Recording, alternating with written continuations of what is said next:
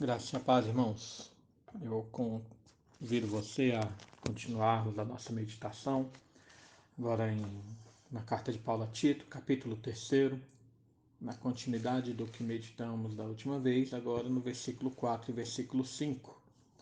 Tito, capítulo 3, versículos 4 e 5, que nos dizem assim: Quando, porém, se manifestou a benignidade de Deus, nosso Salvador, e o seu amor para com todos, não por obras de justiça praticada por nós, mas segundo a sua misericórdia, ele nos salvou mediante o lavar regenerador e renovador do Espírito Santo. Irmãos, até então, nas últimas citações, nós vimos que Paulo vinha falando no início desse capítulo 3 a respeito do comportamento cristão, como ele já estava tratando no capítulo 2, mas agora especificamente no início do capítulo 3, ele trata sobre isso, sobre a nossa conduta diante das autoridades. E no versículo 3, que foi alvo da nossa última meditação, falando sobre a importância de lembrar de como nós vivíamos antes da salvação. Ele fala que nós éramos nécios, desobedientes, desgarrados, escravos de toda sorte de paixões e prazeres, vivendo em malícia, inveja, odiando-nos uns aos outros. Então, eu vejo que aqui ele vai falar dessa mudança que ocorreu no nosso interior por meio da manifestação da bondade de Deus. É importante a gente observar que no início do versículo 5 ele faz um parêntese, né? E depois ele retorna à continuação da frase. O ideal seria assim: quando, porém, se manifestou a benignidade de Deus, nosso Salvador, e seu amor para com todos, nos salvou mediante o lavar regenerador e renovador do Espírito Santo. Então, a linha de pensamento de Paulo, irmãos, era o seguinte: nós vivíamos em pecado, com toda sorte de atitudes desprezíveis. Nós vivíamos em pecado com toda a manifestação da crueldade do nosso viver e da realidade do nosso pecado. Até que então se manifestou a bondade e o amor de Deus por nós, nos salvando através dessa purificação e da vivificação do Espírito Santo. Então, quais são os principais ensinos para nós aqui? Irmãos, o principal ensino está no fato de Paulo nos mostrar que a salvação é fruto da bondade e da generosidade de Deus. Quando ele fala benignidade, essa palavra no grego tem esse sentido tanto de bondade quanto generosidade. O que Paulo está mostrando, irmãos, é que a salvação não é uma recompensa pelas nossas atitudes. Ele enfatiza isso no início, nesse parêntese que eu mencionei, no início do versículo 5. Não por obras de justiça praticada por nós. A salvação não é uma recompensa por aquilo que nós optamos, não é uma recompensa pelas nossas atitudes, pelas nossas realizações. A salvação não é um mérito por um primeiro passo que o homem deu em direção a Deus, porque isso jamais aconteceria. Paulo também enfatiza isso lá em Efésios 2, versículo 8, ao dizer: pela graça sois salvos, mediante a fé. E isto não vem de vós, é dom de Deus, não de obras, para que ninguém se glorie. Em vários outros momentos, em vários outros textos, Paulo enfatiza categoricamente muito esse fato de que nós não temos méritos diante de Deus. A salvação não se faz por aquilo que nós fazemos, mas por aquilo que Deus fez. É por isso que ele fala: o que Deus fez? Ele manifestou a sua bondade e o seu amor. Então, essa salvação também é a demonstração do amor de Deus à humanidade. O interessante aqui, irmãos, é que por essa palavra amor nesse texto, Paulo usa o termo grego filantropia. É diferente do termo que ele usa lá em Romanos capítulo 5, versículo 8, quando ele usa ágape para falar desse amor. Né?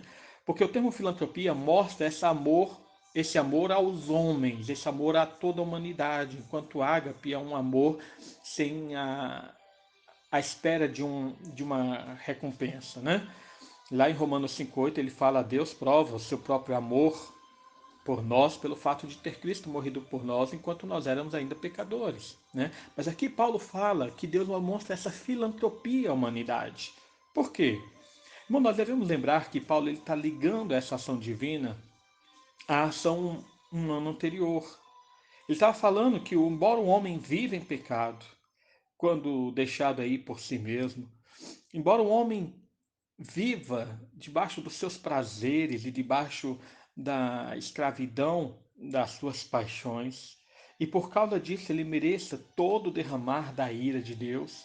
Nesse período de escravidão, Deus então manifestou, Deus trouxe à luz a demonstração da sua bondade, a demonstração do seu amor à humanidade através da salvação em Cristo Jesus.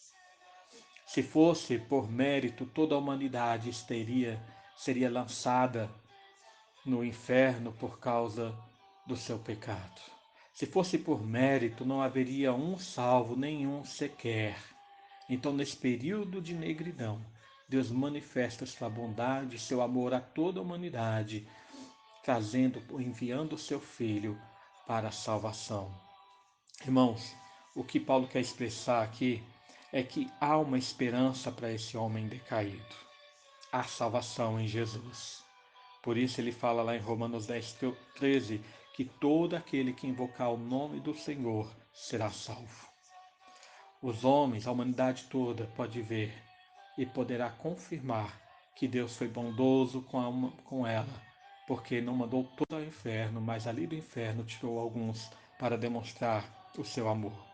Portanto, irmãos, quem vivia na imundícia do pecado, quem vivia então enlameado com as sujeiras desse mundo, a mensagem de Paulo aqui é que há um lavar que regenera, há um lavar que traz nova vida, há um lavar que tira você da morte do pecado, há um lavar que, ao ser derramado sobre o homem, ele produz uma vida nova, ele é regenerador, ele regenera, ele traz vida ou traz saúde àquilo que estava doente. Mas além disso, há um lavar que é renovador.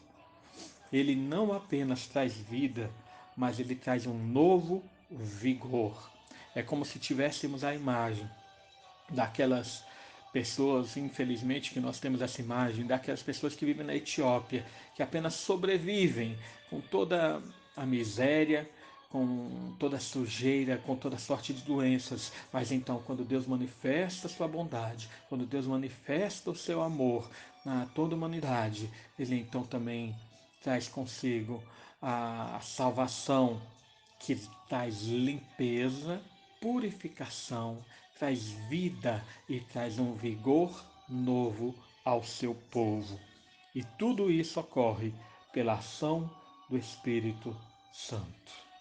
Nós temos um Deus maravilhoso, um Deus que, embora nós vivíamos em pecado, embora vivíamos desgarrados, embora éramos desobedientes, embora fôssemos escravos de toda paixão e prazer desse mundo, embora éramos maliciosos, invejosos, odiosos, ele então manifesta sua bondade, manifesta o seu amor, providenciando o envio do seu Filho Jesus para trazer salvação. Glórias sejam dadas ao nosso Deus. Oremos, irmãos. Pai amado, mais uma vez nos colocamos diante de Ti. Adoramos o Teu nome, exaltamos a Tua glória e a Tua justiça, porque Tu és santo, santo, santo. Porque enviaste Teu Filho Jesus, Senhor, para nos salvar.